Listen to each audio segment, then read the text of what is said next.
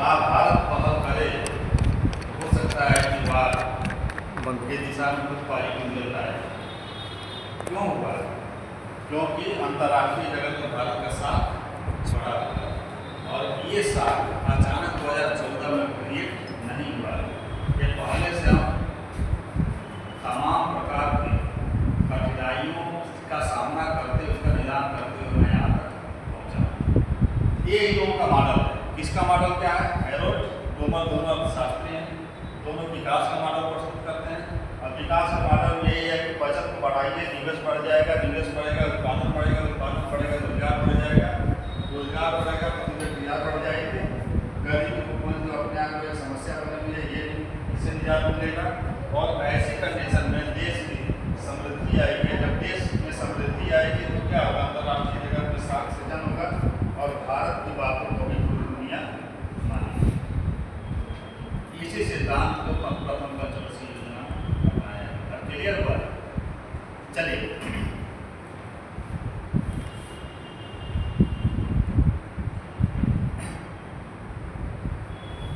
इसको अपनाएं।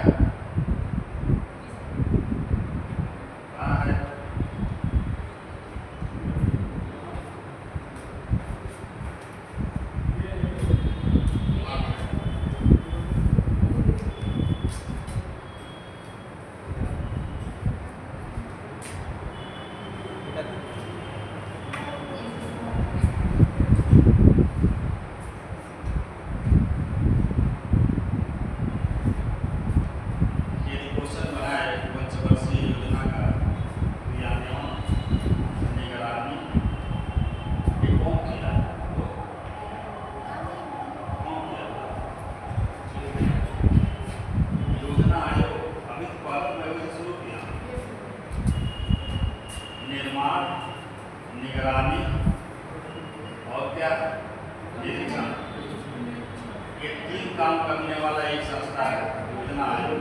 और योजना आयोग की स्थापना कब हुई थी?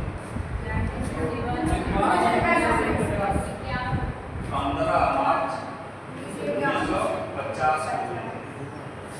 15 मार्च 1950 और राष्ट्रीय विकास परिषद की स्थापना हुई 6 अगस्त 1952। ठीक, कहने का मतलब राष्ट्रीय विकास परिषद की स्थापना जब योजना आयोग के तहत पंचवर्षीय योजना लागू हो गई उसी बीच में 1952 में राष्ट्रीय विकास परिषद की स्थापना हुई। चलिए प्रथम पंचवर्षीय योजना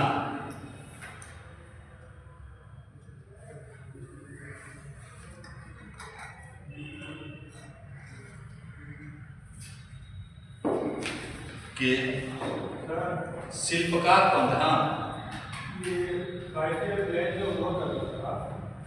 योजना आयोग तो बनाते थे। उसमें एनडीसी का क्या एनडीसी का जो मेन रोल होता है जब 5 साल योजना आयोग द्वारा योजना को संचालित कर दिया जाता था, एनडीसी इसका फाइनल रिपोर्ट लगाती थी। फाइनल रिपोर्ट वही लगाती थी। तब उससे जो है क्लियर कट होता था कि कितना लक्ष्य लेके योजना चली थी और कितना प्राप्त किया।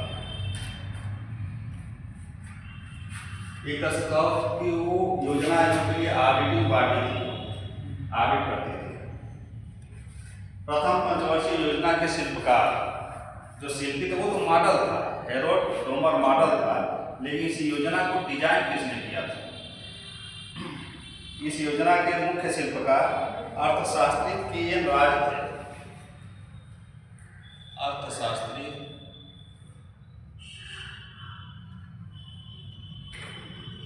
के.एन. राज उस समय के प्रमुख अर्थशास्त्री हुआ करते थे। यही इस योजना को डिजाइन किए थे कि हमें क्या करना है। इस योजना के तहत 1952 ईस्वी में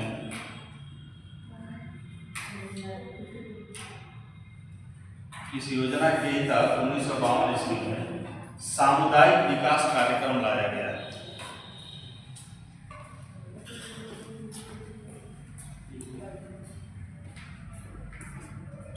सामुदायिक विकास कार्यक्रम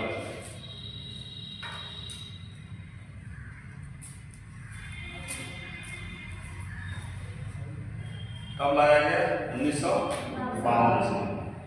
सामुदायिक विकास कार्यक्रम, और सामुदायिक विकास कार्यक्रम bottom to top to up या टॉप के सिद्धांत पर आधारित है। अब सामुदायिक विकास कार्यक्रम में क्या है, कुछ बताओ। सामुदायिक विकास कार्यक्रम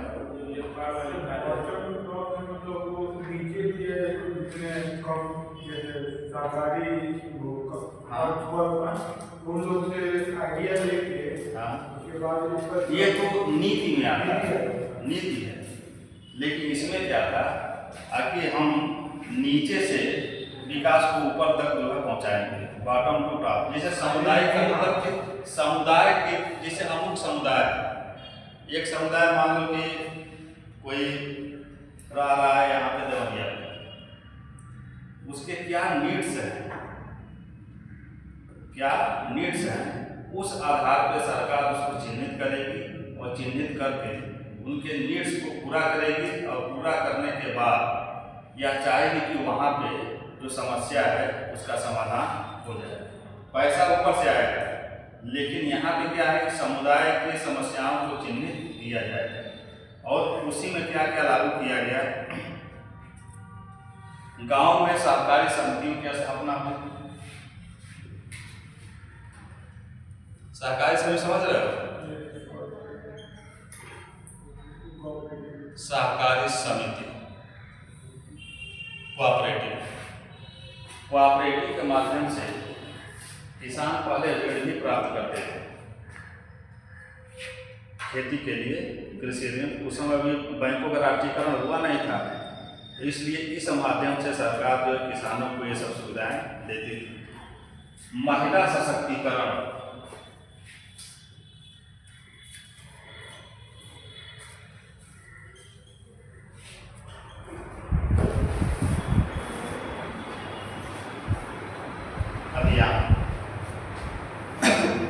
क्योंकि वह वही दौर था जिसमें महिलाओं के ऊपर बेतहाशा जुल्म उठाया जाता था। तो महिलाओं के मनोबल को हाई करने का काम लोकल स्तर पर शुरू किया गया, और उनको ये बताया गया कि तुम भी जो है सरकार या इस देश या लोकतंत्र की हिस्सा, क्योंकि महिलाओं को वोट देने का अधिकार प्राप्त हो चुका था। क्यों नहीं हुआ? महिलाओं शरीर में आत्मा नहीं होती है, आत्मा नहीं होती है, महिलाओं में आत्मा नहीं होती है। महिलाओं से संवेदनशील आत्मा किसके क्या पुरुषों कभी हुई है? मेरे अकॉर्डिंग नहीं, बहुत बड़े बड़े पुरुषों हो गए ये सारी चीजें, क्योंकि उनके पास बुद्धि नहीं होता। जितने दार्शनिक हुए, ये शुरू में महिलाओं को दुत्कारे गए, भगाए गए, पीटे गए। यही कारण है कि आगे चल के जब इन लोगों का नाम हो गया तो महिलाओं को समाज में सबसे नीचे दिखाना चाहिए। ये बताइए, आत्मा की बात को कह दी, आत्मा का सबसे बड़ा जो गुण होता है वो होता है सेंसिटिविटी, संवेदनशीलता। महिला कितना संवेदनशील पुरुष कभी होता है? यदि महिला की संवेदना मर जाए या महिला की संवेदना पुरुष जैसी हो जाए तो क्या ये समाज में जो भी आप लोग या कोई भी समाज का निर्माण होता है हो पाएगा क्या?